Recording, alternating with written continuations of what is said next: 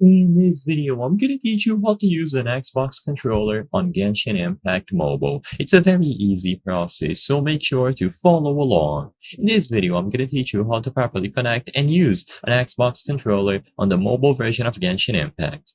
Now, you can do this natively. However, as weird as this might seem, there is a very big limitation. You can only natively use Xbox controllers on Genshin Impact Mobile if you are using iOS devices. I'm still going to give you an alternative method that you can use for Android. However, if you try connecting an Xbox controller to any mobile device, usually through Bluetooth wirelessly, or you can alternatively use a cable, and you try opening up Genshin Impact, you will notice that only the iOS version of the game gives you the option to change the controller setup. So you will see a screen similar to this one where you are able to change the control type from touch screen to controller.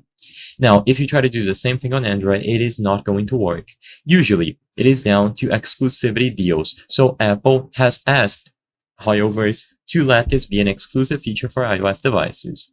If you are on Android, then you will need one of these two workarounds.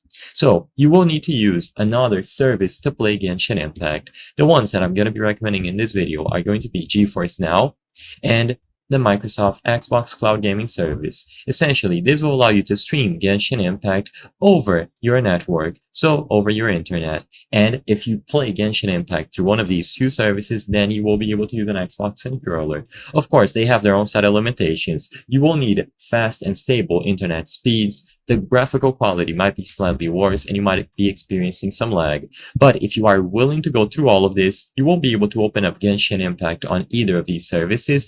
And as long as you have an Xbox controller connected to your mobile device, you will be able to change it to controller mode. Essentially, this is running a Windows version of the game. And because it thinks you are running this on a PC, it will give you the option. So instead of thinking that you are on an Android device, it is going to give you the controller option.